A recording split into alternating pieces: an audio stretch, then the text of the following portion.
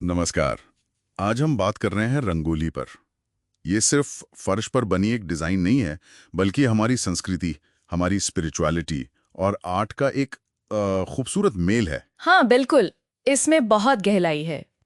तो आज की हमारी ये जो चर्चा है, ये पुराणों में जो रेफरेंसेस मिलते हैं और जो रंगोली के आजकल की टेक्निक्स हैं, मटेरियल्स हैं, उन सब पर बेस्ड रहेगी। बिल्कुल, और कोशिश यही है कि रंगोली के पीछे का जो असली मतलब है, उसके जो अलग अलग पहलू हैं और भारतीय जीवन में इसकी जो इम्पोर्टेंस है उसे समझ सकें। चलिए तो शुरू करते हैं। रंगोली, ये शब्द सुनने में कितना अच्छा लगता है।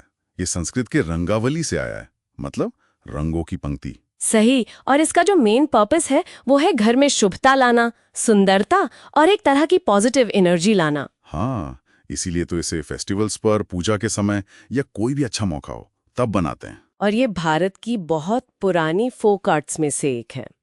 इंटरेस्टिंग बात यह है कि अलग अलग स्टेट्स में इसके नाम भी अलग अलग हैं। हाँ हाँ, मैंने भी सुना है। जैसे तमिलनाडु में कोलम कहते हैं। बिल्कुल, तमिलनाडु में कोलम, बंगाल में अल्पना, राजस्थान में मांधना और उत्तर प्रदेश में चौकपुरना। नाम अलग है पर भावना वही है। इसका इतिहास भी मतलब काफी पुराना बताया जाता है। कहते हैं सिंधु घाटी सभ्यता से भी इसके कनेक्शंस हैं। हाँ, कुछ एविडेंस मिले हैं। मोहनजोदाड़ो और हड़प्पा की खुदाई में भी अल्पना जैसे डिजाइन्स मिले हैं। और वात्स्यायन का जो कामसूत्र है उसमें 64 कलाओं का जिक्र है, उनमें से एक ये भी है। अच्छा, और एक कहानी भी है शायद चित्रलक्षण ग्रंथ में। हाँ, वो कहानी है कि ब्रह्मा जी ने किसी राजा के पुरोहित का बेटा मर गया था, तो उसका चित्र जमीन पर बनाया था।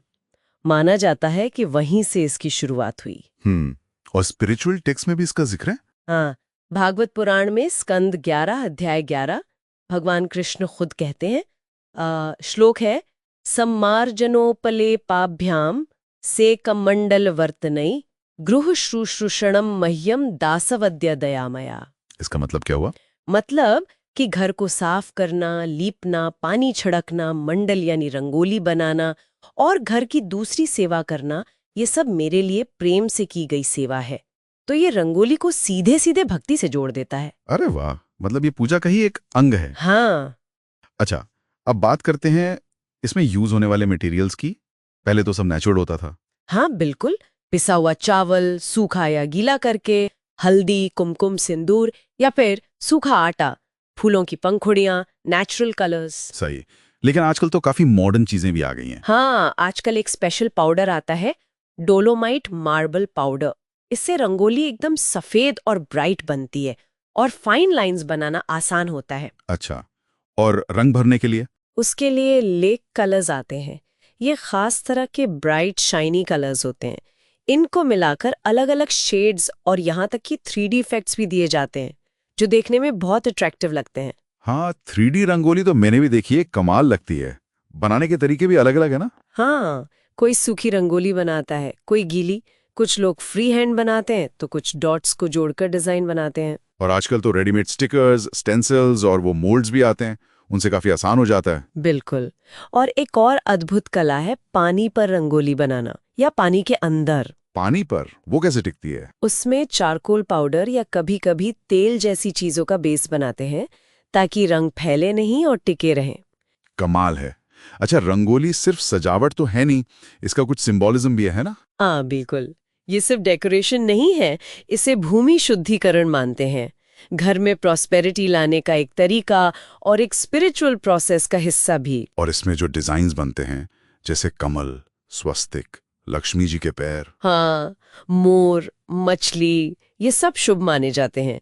ये एक तरह से मेहमानों का वेलकम भी है और नेगेटिव एनर्जी से प्रोटेक्शन भी। और रंगों का भी अपना मतलब होता है शायद। बिल्कुल, जैसे लाल रंग एनर्जी का प्रतीक है, पीला ज्ञान का, हरा खुशहाली समृद्धि का और सफेद पवित्रता शांति का। सही, आजकल तो बहुत तरह की रंगोली देखने को मिलती है, ज्योमेट्रिक, फ्लोरल। हाँ, theme based rangoli, portrait rangoli भी बनाते हैं लोग।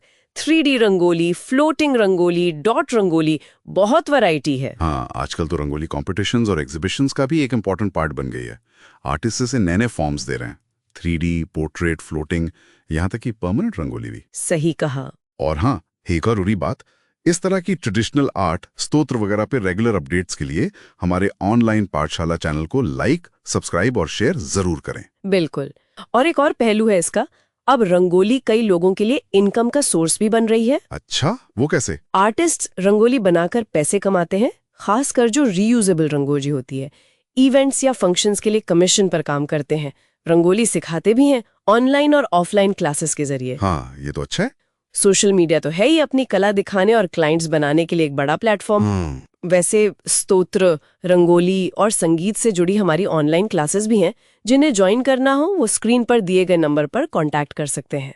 बहुत बढ़िया। तो कुल मिलाकर हमने देखा कि रंगोली सिर्फ रंगों का खेल नहीं है, ये हमारी संस्कृति, आध्यात्मिकता, क्रिएटिविटी और जो हमारा फेस्टिव स्पिरिट है, उसका एक बहुत ही खूबसूरत संगम है। हाँ बिल्कुल। और यहाँ एक सोचने वाली बात है जो मुझे हमेशा स्ट्राइक करती है। क्या? देखिए, रंगोली की सुंदरता कितनी क्षणिक होती है ना?